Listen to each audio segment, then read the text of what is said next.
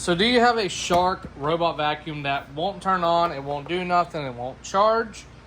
This is going to be the most simple thing to check when you have one of these. Now this can be one of these older ones, it can be one of the AIs, one of the IQs, pretty much any of the robot vacuum cleaners you can buy, you need to check this.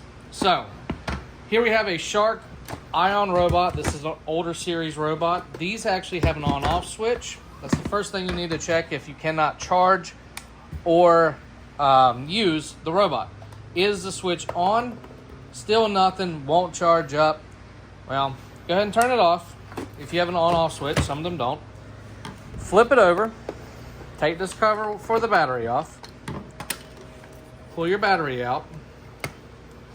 Throw that battery in the trash. Order one on Amazon. I'll link them in the description. This battery costs like $18. Actually, probably less than that if you buy a couple of them. Put it back on. Flip the robot back over. And looky there, it works. It is super common for the robot batteries to get to a lower voltage point to where the battery monitoring system in the Shark will no longer read. Therefore, you won't be able to charge it. You won't be able to do anything. You just need to replace the battery. It's super cheap.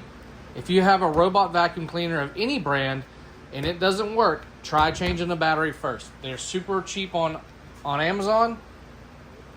It's well worth it instead of throwing it away and buying another $300, $400, $1,000 robot because you think that the one that you love so much is dead.